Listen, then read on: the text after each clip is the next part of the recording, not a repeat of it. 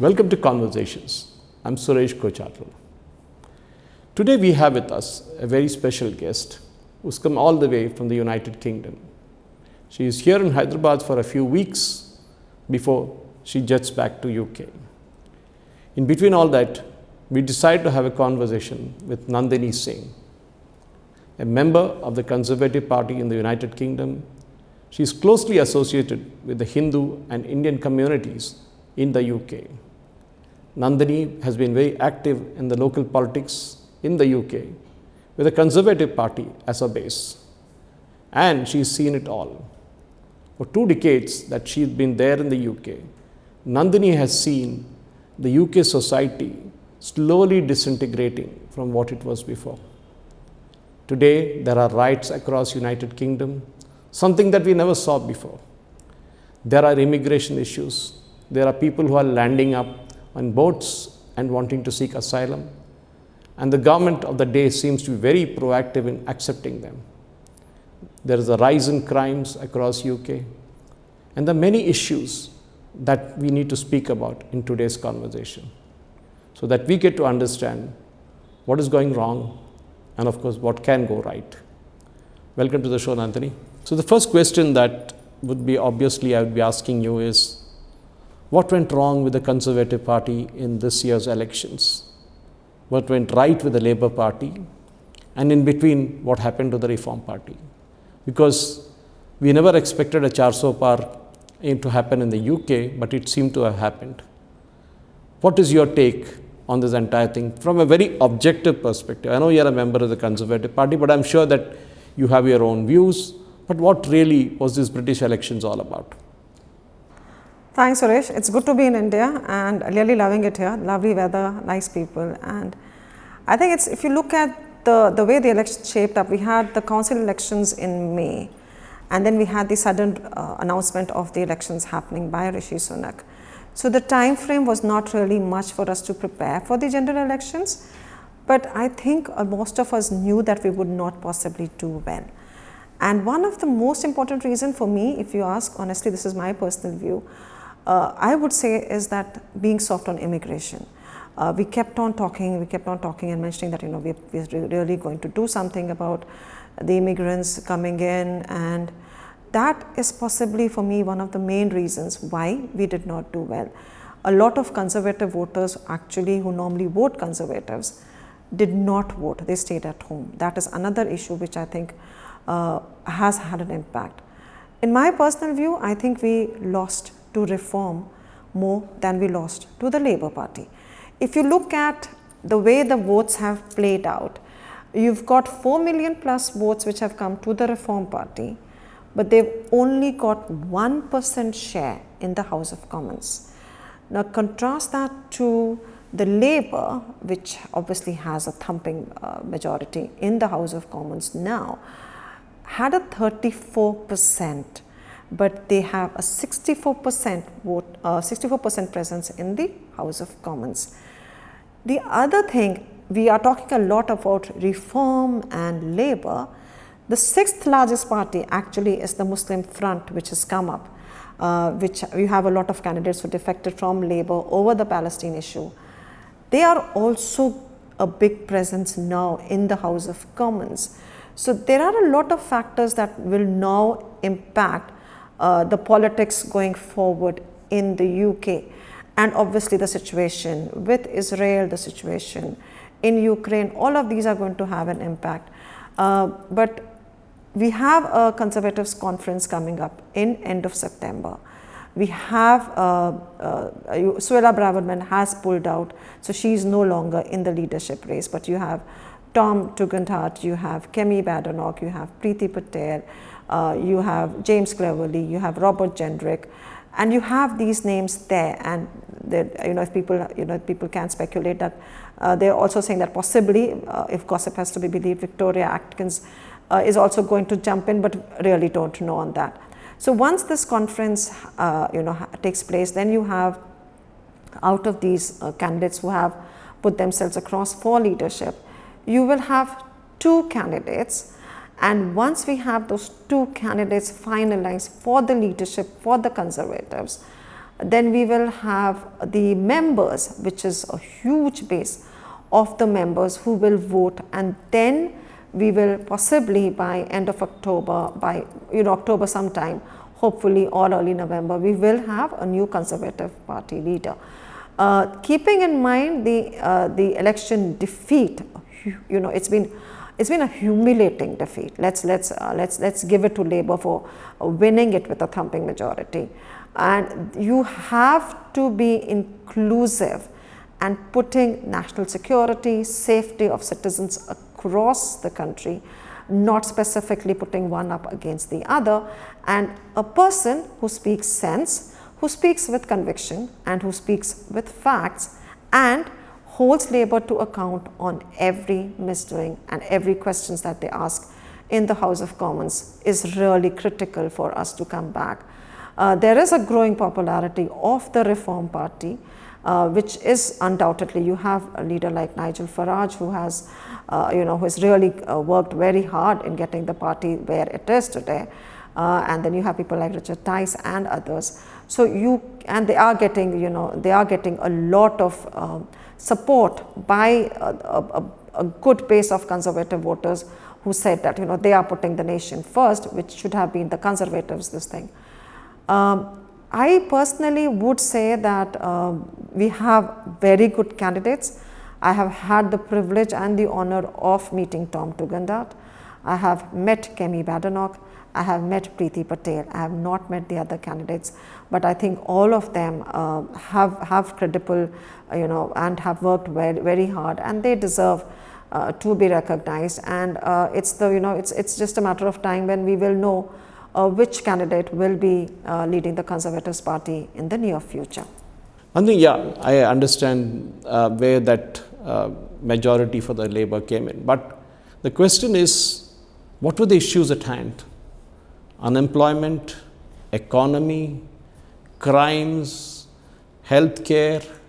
I mean, there are a host of issues that Rishi Sunak was up against just before the elections came in. And he called the elections early. Maybe that was a mistake he did. But the question obviously is, what were the issues in Britain that actually were up in the air for these elections? Thanks, Suresh. And I think Labour did not really need to do much to win. There was 14 years that the Conservatives have been there. There have been failures, and I think we cannot deny or dispute that there were failures, especially again and again I will come that if migration, stop the boats was something that was happening, which we have had to issue. There were crises within the NHS and others, with the doctors going on strike. This was happening across the board. So there was not just the Labour doing something magical. It was the Conservatives not stepping up. You have had so many different Conservative leaders in the last few years that people had actually got fed up. And what was the alternative? It was the Labour Party. So they have a good support base with the trade unions. We've seen that with the NHS junior doctors, at least they've been heard and they have been given the raise that they definitely asked for much more, but they have been given a raise. But there are deeper problems. You've got people like David Lammy, Shabin, the others in this, who have in the past not said the right things for world political leaders. So now when they go on and they meet these world leaders, especially people like if Trump wins in November, which we don't know now that Biden has pulled out of the race, how will they balance this out? The other thing that is really worrying now is they have taken a stand with not, in some ways, anti-Semitism is a problem, but that is not as much of a problem for the Labour Party as, people would say Islamophobia. So they are recognizing Islamophobia in a way, but are they also doing the same thing for anti-Semitism and people who have been attacked because of their faith, because they're Hindus, they are Buddhists or others. So there is that balancing thing which a lot of people would say that yes, there is, Islamophobia is wrong, but so is the other anti-Semitism as well, or attacks on Hindus as well.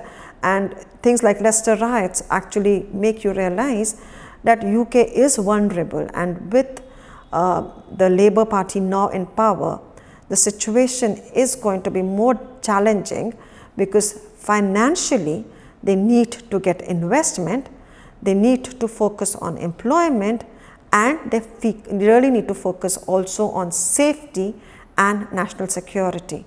So these are the challenges that Labour Party have. They hopefully have a good team, they have a comfortable number in the House of Commons. They should in the near future be able to play things out and say what exactly they are going to do and how they are going to do it. But there are a lot of questions around education, because the private schools have been are really going to struggle with the tax rate. Pensioners are not going to be happy, again because they have been picked up for this. People with second homes are again in a bit of a dilemma if that's going to happen. The middle class, the income, the people who are earning with their tax brackets, how is that going to play out? So we need to give Labour some time to actually explain in more detail, because we don't know what the plan is. We know that what they have done is that the only deterrent we had was the Rwanda plan, which they have scrapped as soon as they came into power. So now where do we go from here? How do we question where exactly this is going to shape up for the Brits in the next few months and next few years? This will be something that we will have to wait and watch. There are no clear answers that we have right now.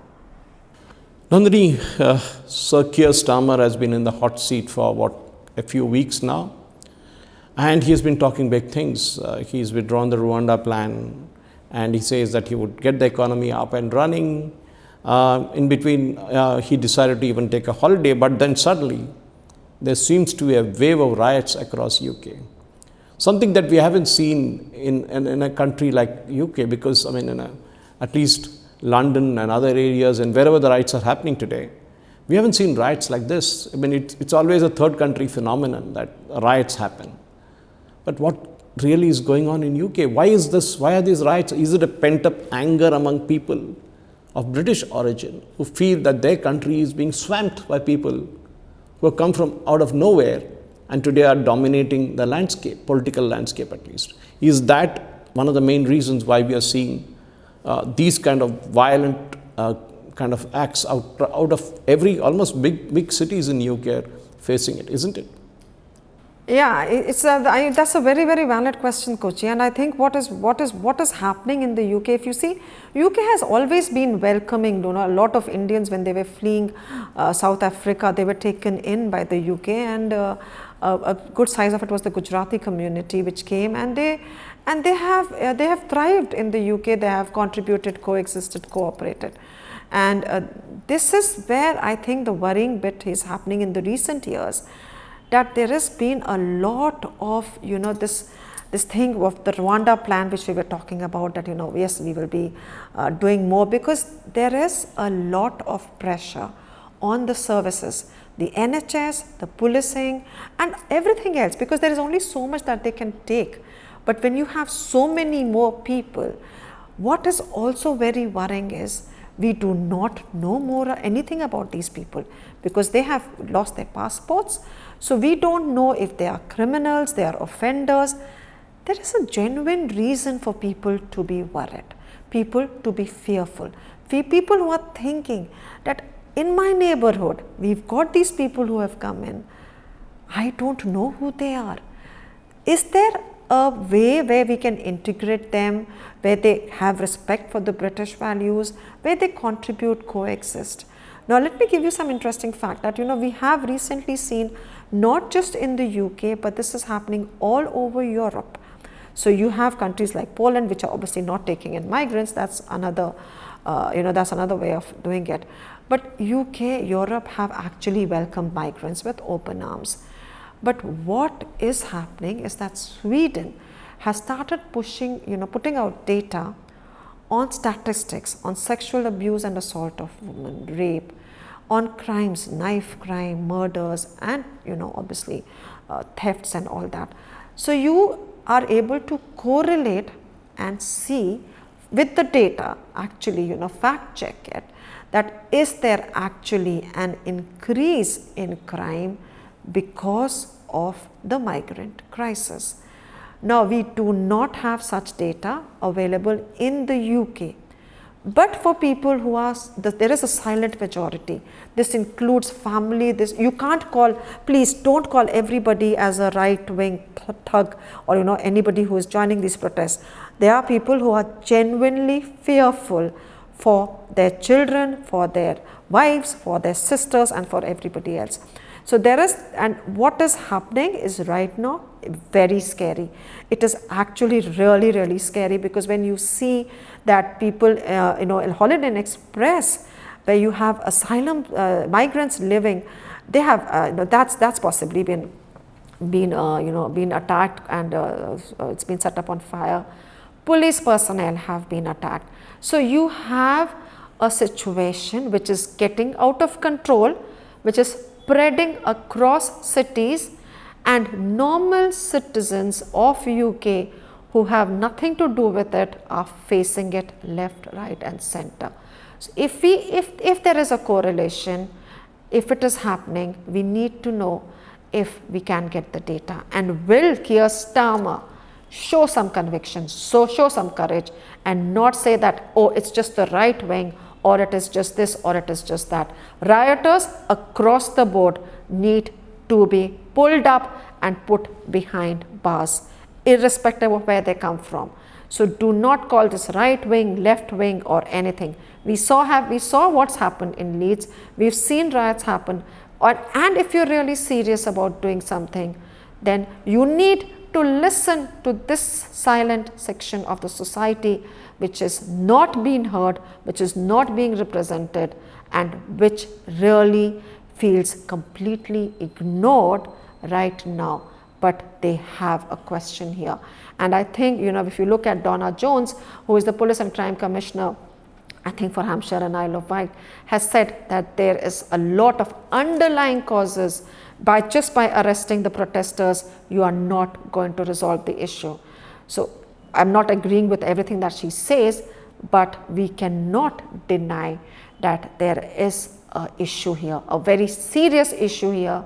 And if we are going to just keep saying that, pushing it under the carpet, oh, this is just this, oh, this is just that, then this is going to get worse. We need to look at rioters irrespective of their ethnicity, their color. A rioter is a rioter, and if that rioter has done something wrong, please pick up that person and put that person and charge that person if you have the evidence. So that's the way, that's the only way. This appeasement politics and this, because this is right or that is wrong, is not going to address or find a permanent solution. If you are in Britain, love Britain, respect Britain, integrate, cooperate, coexist, contribute, you have to do that. And if you don't like it, you have the option of going somewhere else. And I think it's high time we started taking these kind of steps and measures to make everyone who lives in the UK feel safe. Right now, that's not happening. You have riots, and this is where the worrying situation is. Nandini, the US elections are on, and we can see once making, the US vice presidential candidate once making a statement saying that UK will probably be the first Islamic nation with a nuclear bomb. I mean, that statement was very loaded. It meant everybody who got the message understood what it was all about. But do you think today UK will be changing its Protestant Christianity front into an Islamic nation, say 30, 40 years from now? Is UK really facing a challenge that way? We know the London mayor, we know the issues out there. Many cities in UK are today having a change of demographic profile. But is Islamization a big threat for UK in the days to come?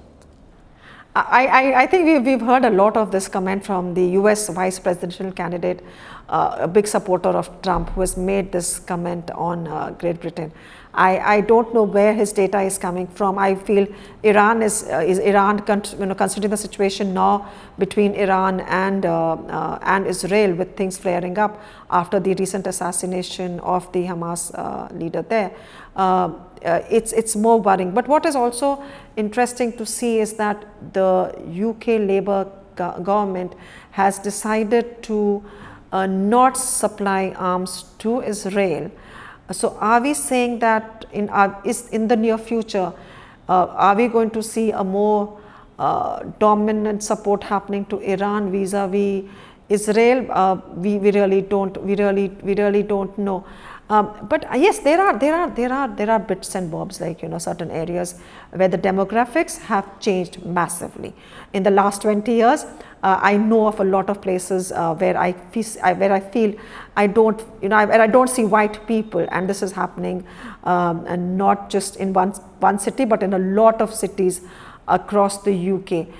There is a crisis. There is a migration crisis, and that is why, if we are going to ignore this fact that the Reform Party had 14% vote share, there is a bigger silent majority here which wants some action taken, because they have not been heard.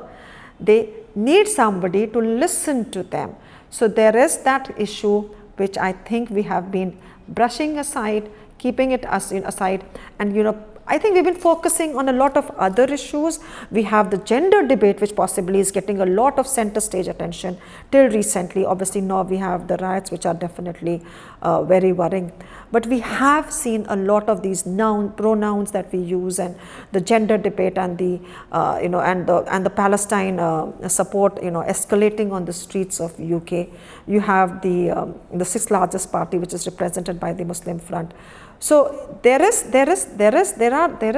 a growing number of it, but how factually correct will it be that UK will be Islamic nation going down there? I don't know. I don't think I can comment on that, because I don't have a data to say that.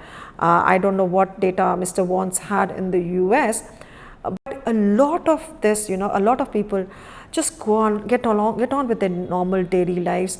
They just want to get going, spending time with family, and just normal citizens.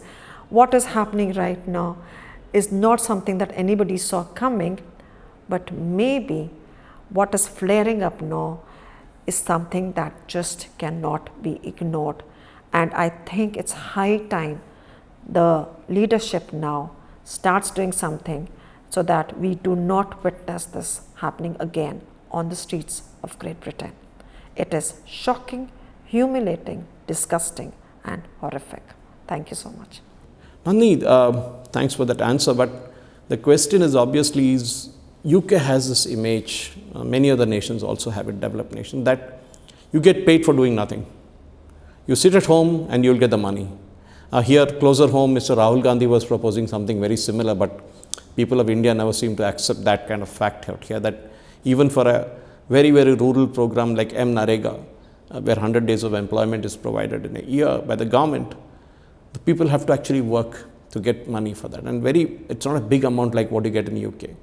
So is UK rewarding people to be lazy and then complaining that China is taking over and other nations Asian nations are swamping them with their economy? I mean, how can you continue with this kind of thing? Why should you pay people for not working? Why should you pay people for sitting at home? Can't they do something to justify the money they're getting? There are amazing benefits that the UK has. If you look at it, the NHS, like compared to the countries like US and India, where you just don't know, how much you need to pay to see the doctor and things like that. In NHS, you can actually see your GP and then be referred to a specialist and stuff like that. You also have people living on benefits. Now, if you are not capable of earning, or you are taking care of someone, or you have, you have health issues or mental health issues and other factors, people are on benefits. So that is something that has been happening in the UK for a long, long time. So it is a welfare state. But in the recent past, the numbers have substantially increased. You have a good few, a good chunk who come in, who are taking up jobs, who are working as carers, who are working in different industries, and who are contributing, coexisting and integrating.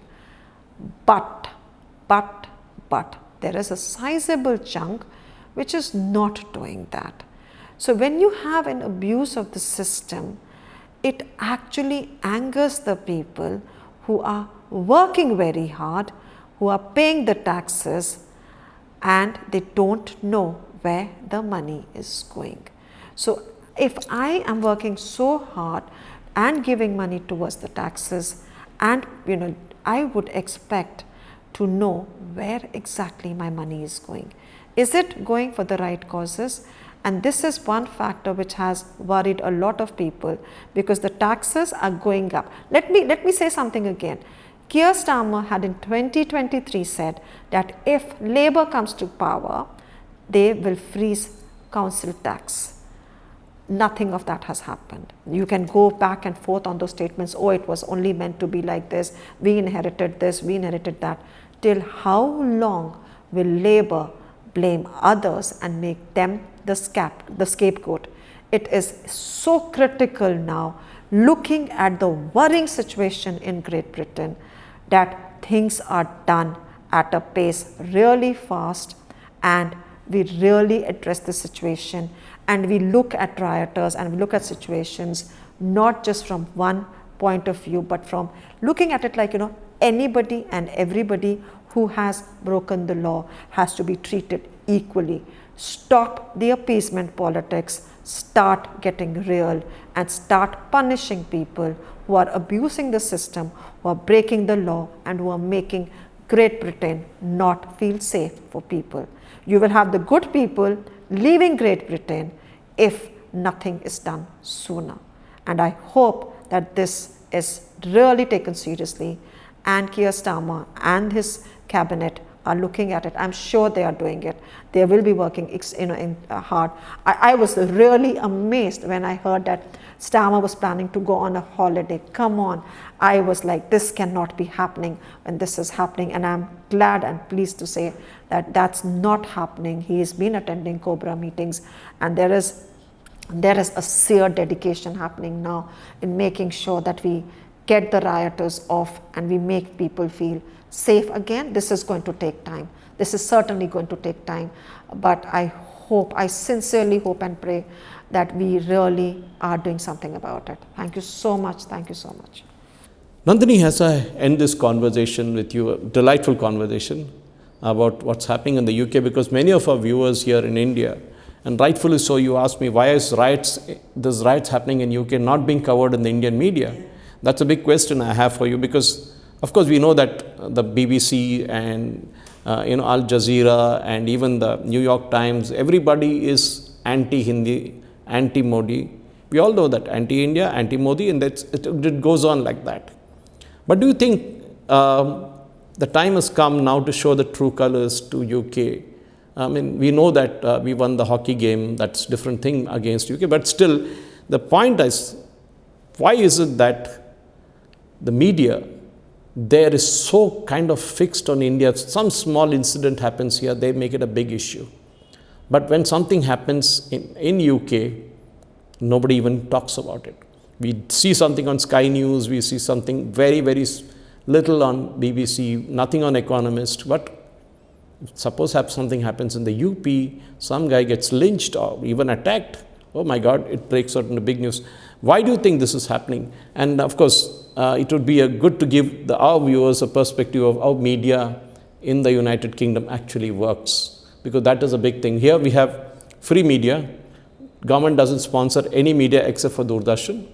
So maybe the BBC is an equivalent of Doordarshan in the UK. So can you just take us through that?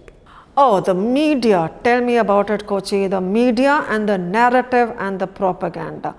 It is really one of those things where you think, which way is the media heading? It feels like there is a narrative, they're picking that narrative up and then they're putting the stories across. You will not believe it, when the farmers' protest was happening in India, it was BBC, Guardian, you name it, it was like literally oh, this is happening in India, India is going this, that is happening, this is happening.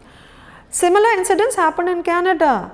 Look at what Canada did. So what I am saying is that they actually, the truckers were actually, it was so bad. It was, but there is an agenda, and the agenda is, thrash India, thrash the Hindus, question the Indian government because Modi is like this. You are so lucky that you have Modi back for the third term. BJP NDA alliance is back for the third term. India is doing the right thing. Yes, there are issues. There will be crime here, there will be crime there. But I need to ask this question to the people like BBC, Guardian and the other such news channels, which are so, the lenses they wear are so fogged that they only see issues in India, but they do not see the issues happening of Hindus being attacked in Pakistan, Bangladesh. There are so many other such incidents. I do not see that being covered with the same intensity that they cover incidents in India. I am afraid to say that yes, the BBC viewership has declined and BBC has itself to blame. The Jimmy Savile case, you have recently got the Hugh Edwards case, and you have obviously the Bashir where the Princess Diana interview happened. BBC is in a mess, and for BBC to sort this mess out, they need to be not be biased, they need to be neutral, and they need to be working on the ethics of journalism, not taking up the case of just, oh, this is the narrative that we need to do, so let's put a story across which actually suits the narrative. There are some amazing programs that BBC has. There are some very good programs that I watch on the BBC, which really goes into with the research and the research that they do and the way it is presented. But there is no denying that there is something really wrong with the BBC when they show stories and vilifying India, blaming India for anything and everything. The digital revolution in India, I am surprised, I am so happy to see how even a small woman selling coconuts on a rural area now just puts her phone across, and I actually was giving her cash because I was not able to make the payment. She looked at me and she said, Amma, Paytm J. So I was like, okay, how do I do that? Because I couldn't do that because I don't have the facilities here to do it. But it has reached the nook and corner of India, and believe me, the way India is growing, it is just incredible. There is a lot of positivity that the BBC can show about India, but why they don't do that is a question that I'm afraid only the likes of the BBC can answer. So that's the way I say the media is really, and what is also worrying is, I think I've said that before, that the BBC has been questioned regularly as to why they call the grooming gangs as Asian, where they malign, demean a continent which has nothing to do with these grooming gang. But when it comes to the people smuggling gangs, they have said Albania, Albania, Albania. If you have the audacity to demean Asia, the whole continent, to protect the grooming gangs, then please humiliate the whole of Europe, not just Albania. That's my parting answer to this. Nandini, wonderful speaking to you, and I'm sure that the time that you're here, maybe we will have one more round of conversation on what's happening in the UK, because many of our viewers here are not really familiar about that, what's happening in the United Kingdom, what's happening in the rest of Europe. But I'm sure what you gave us a perspective today is good enough to start, but let's have the main course next week and maybe a dessert after that. Surely. Thank you very much, Nandini. Thank you so much, Suresh. It's been an absolute pleasure meeting you after so many years. And whatever I have said is from my personal views, personal points. And it's so nice to be back in Bharat and meet people. And I am really amazed at the digital transformation that India is seeing. It's so cheap to have internet. It's so cheap to have the mobile connection here. And things happen so quickly and swiftly. I know there are a lot of drawbacks, but in India, Bharat is really moving in the right direction at the right time, and with a strong leadership that is committed to keeping India first and the nation first. Rest everything can be sidelined. Thank you so much. Namaskar. Namaste and dhanyavad. Absolute pleasure.